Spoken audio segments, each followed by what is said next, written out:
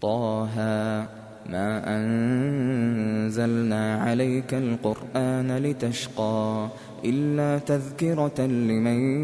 يخشى تنزيلا ممن خلق الأرض والسماوات العلا الرحمن على العرش استوى له ما في السماوات وما في الأرض وما بينهما وما تحت الثرى وإن تجهر بالقول فإنه يعلم السر وأخفى الله لا إله إلا هو له الأسماء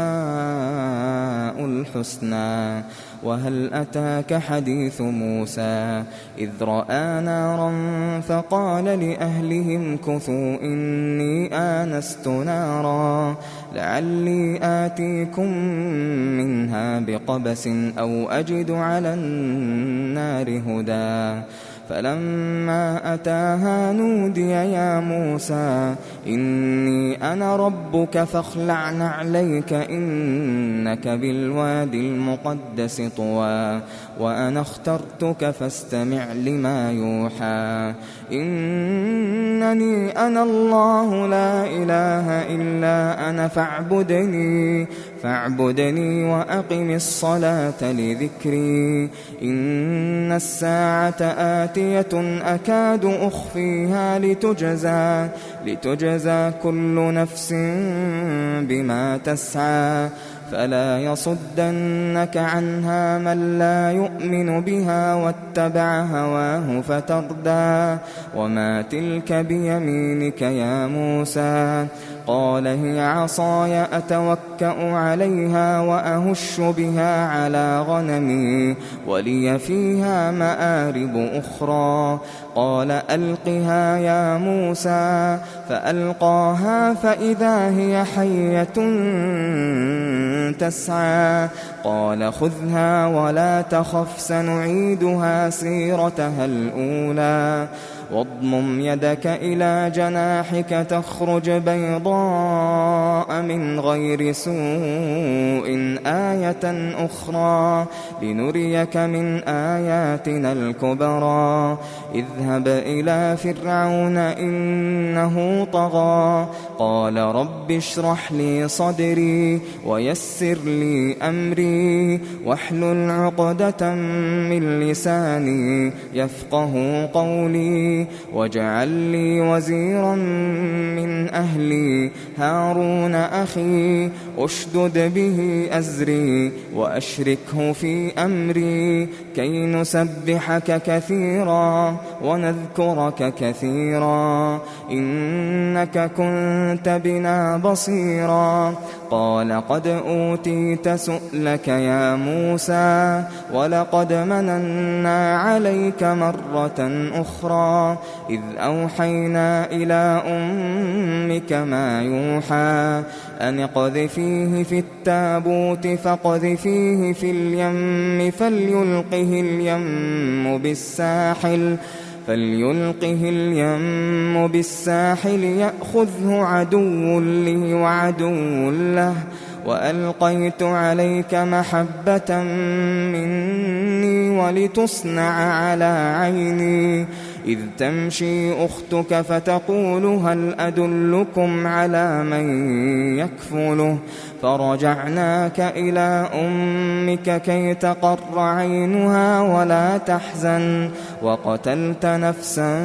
فنجيناك من الغم وفتناك فتونا فلبثت سنين في أهل مدين ثم جئت على قدري يا موسى واصطنعتك لنفسي اذهب أنت وأخوك بآياتي ولا تنيا في ذكري اذهبا إلى فرعون إنه طغى فقولا له قولا لينا لعله يتذكر أو يخشى قالا ربنا إننا نخاف أن يفرط علينا أو أن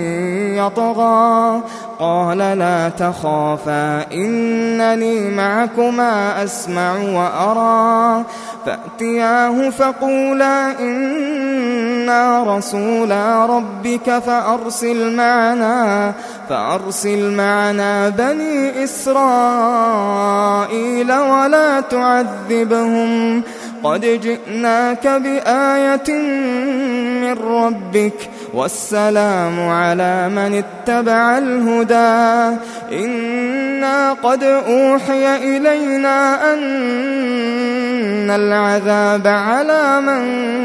كذب وتولى قال فمن ربكما يا موسى قال ربنا الذي أعطى كل شيء خلقه ثم هدى قال فما بال القرون الأولى قال علمها عند ربي في كتاب لا يضل ربي ولا ينسى الذي جعل لكم الأرض مهدا وسلك لكم فيها سبلا وأنزل من السماء ماء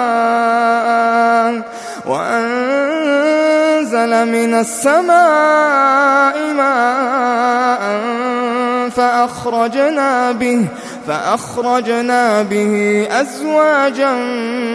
من نبات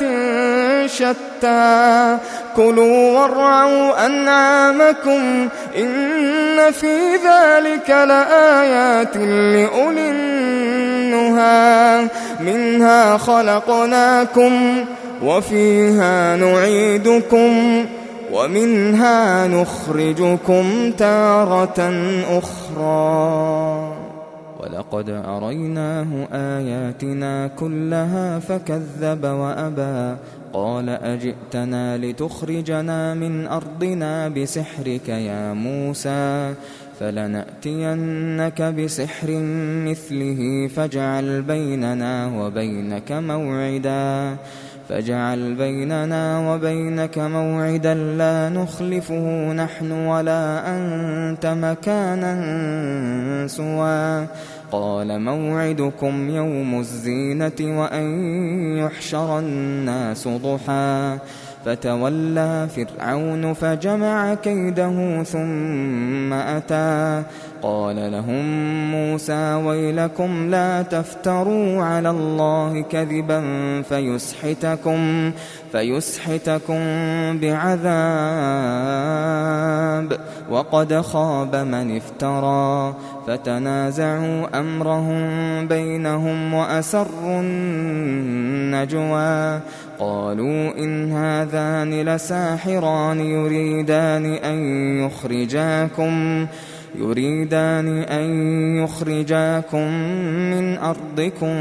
بسحرهما ويذهبا بطريقتكم المثلى فأجمعوا كيدكم ثم أتوا صفا وقد أفلح اليوم من استعلى قالوا يا موسى إما أن تلقي وإما أن نكون أول من ألقى قال بل ألقوا فإذا حبالهم وعصيهم يخيل إليه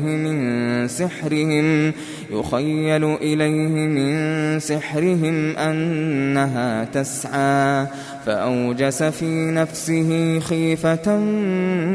موسى قلنا لا تخف إنك أنت الأعلى وألق ما في يمينك تلقف ما صنعوا إنما صنعوا كيد ساحر ولا يفلح الساحر حيث أتى فألقي السحرة سجدا قالوا آمنا برب هارون وموسى قال آمنتم له قبل أن آذن لكم إنه لكبيركم الذي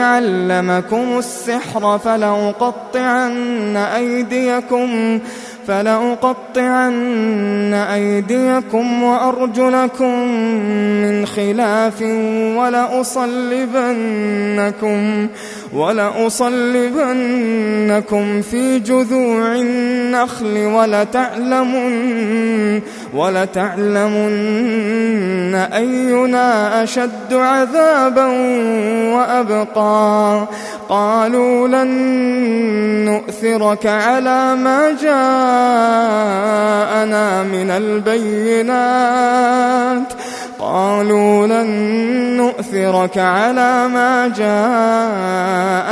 من البينات والذي فطرنا فاقض ما أنت قاض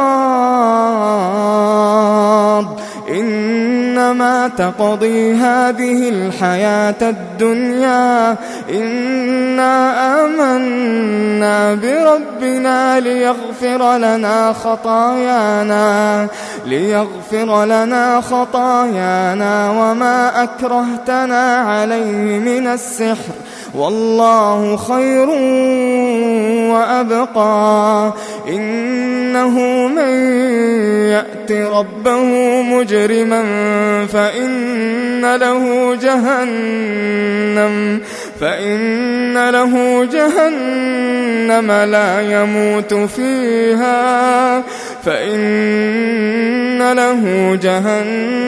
لا يموت فيها ولا يحيا. ومن يأته مؤمنا قد عمل الصالحات فأولئك لهم الدرجات العلى جنات عدن تجري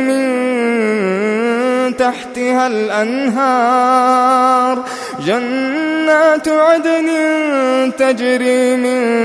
تحتها الأنهار خالدين فيها وذلك جزاء من تزكى. ولقد أوحينا إلى موسى أن أسر بعبادي فاضرب لهم طريقا في البحر يبسا لا تخاف دركا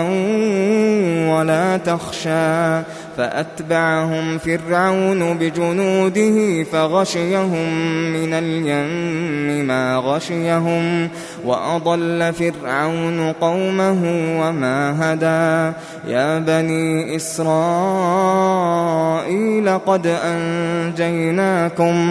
قد أنجيناكم من عدوكم وواعدناكم جانب الطور الأيمن ونزلنا عليكم المن والسلوى. كلوا من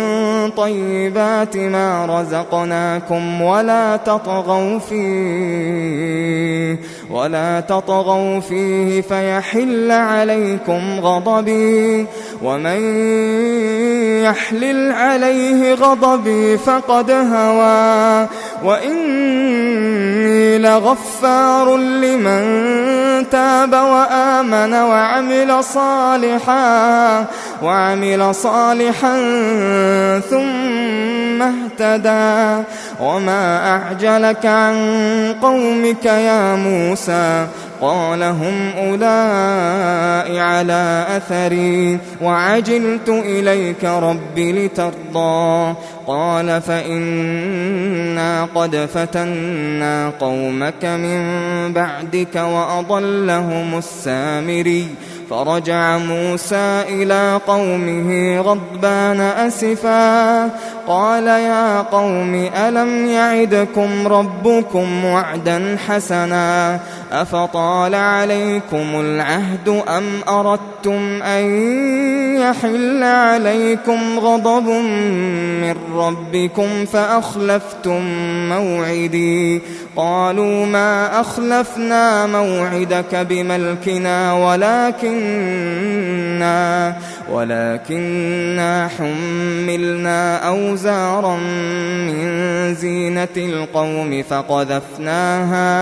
فقذفناها فكذلك ألقى السامري فأخرج لهم عجلا جسدا له خوار فقالوا هذا إلهكم وإله موسى فنسي أفلا يرون ألا يرجع إليهم قولا ولا يملك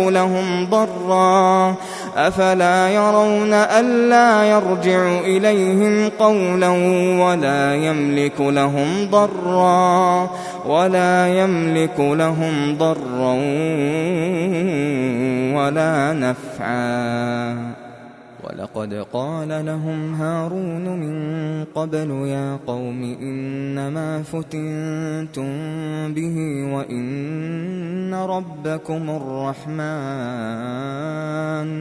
وإن ربكم الرحمن فاتبعوني وأطيعوا أمري قالوا لن نبرح عليه عاكفين حتى يرجع إلينا موسى قال يا هارون ما منعك إذ رأيتهم ضلوا ألا تتبعني أفعصيت أمري قال يا ابن أم لا تأخذ بلحيتي ولا برأسي إني خشيت أن تقول فرقت بين بني إسرائيل ولم ترقب قولي قال فما خطبك يا سامري قال بصرت بما لم يبصروا به فقبضت قبضة من أثر الرسول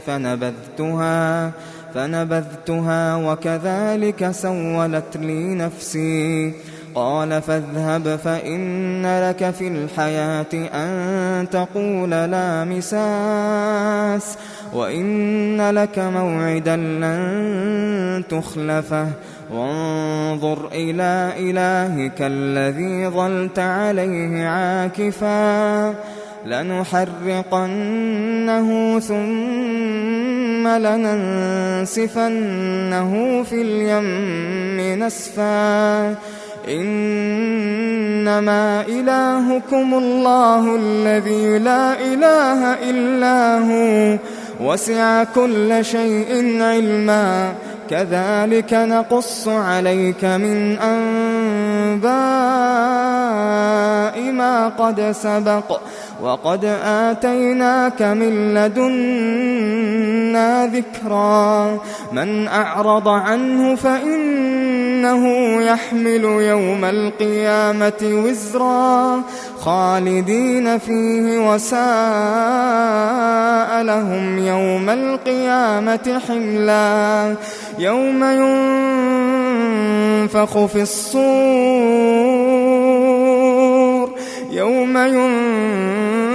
ينفخ في الصور ونحشر المجرمين يومئذ زرقا يتخافتون بينهم إن لبثتم إلا عشرا نحن أعلم بما يقولون إذ يقول أمثلهم طريقة إن لبثتم إلا يوما ويسألونك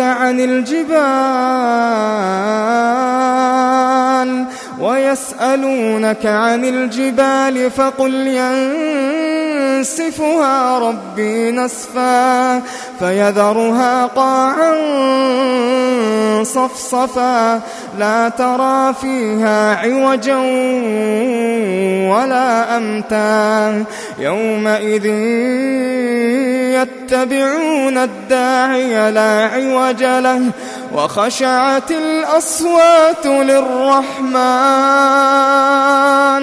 وخشعت الأصوات للرحمن فلا تسمع إلا همسا يومئذ لا تنفع الشفاعة إلا من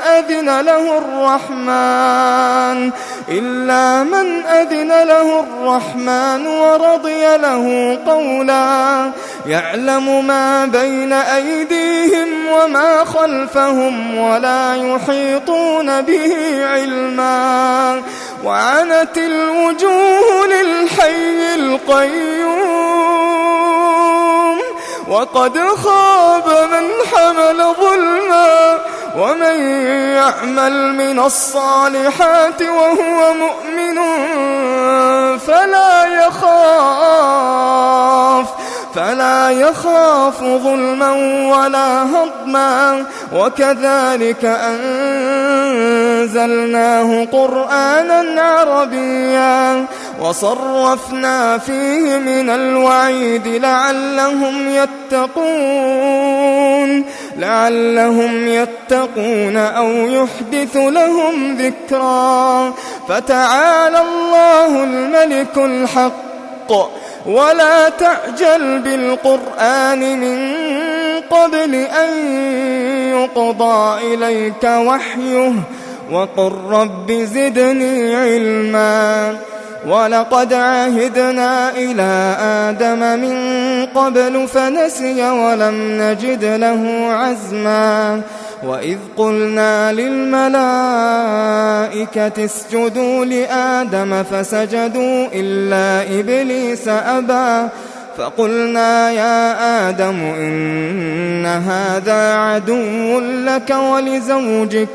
إن هذا عدو لك ولزوجك فلا يخرجنكما من الجنة فتشقى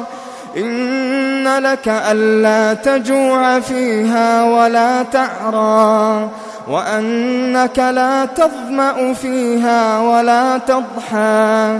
فوسوس إليه الشيطان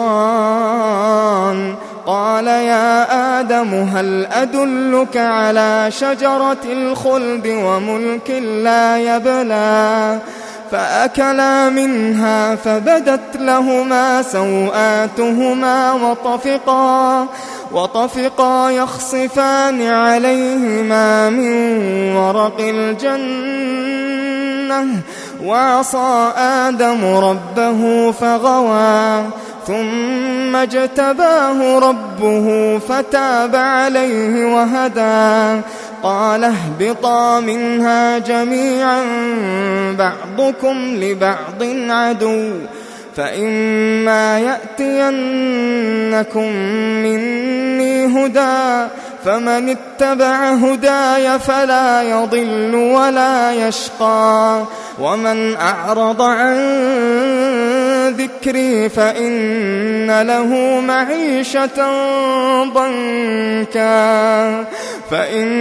له معيشة ضنكا ونحشره يوم القيامة أعمى قال رب لم حشرتني أعمى وقد كنت بصيرا قال كذلك أتتك آياتنا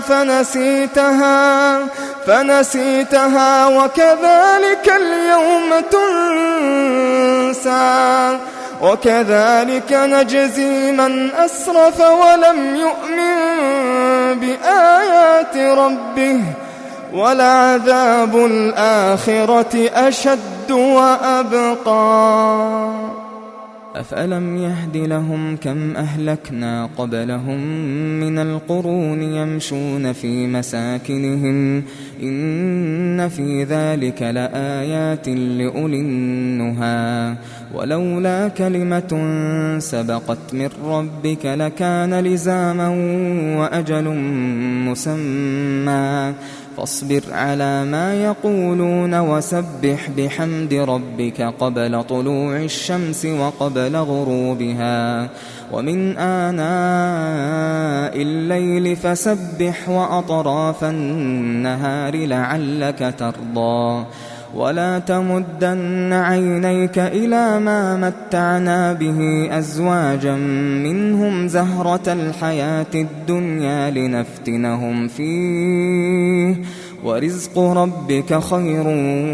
وأبقى وأمر أهلك بالصلاة واصطبر عليها لا نسألك رزقا نحن نرزقك والعاقبة للتقوى وقالوا لولا يأتينا بآية من ربه أولم تأتهم بينة ما في الصحف الأولى ولو أنا أهلكناهم بعذاب من قبله لقالوا ربنا لولا أرسلت إلينا رسولا فنتبع آياتك من قبل أن نذل ونخزى قل كل متربص فتربصوا فستعلمون من أصحاب الصراط السوي ومن اهتدى.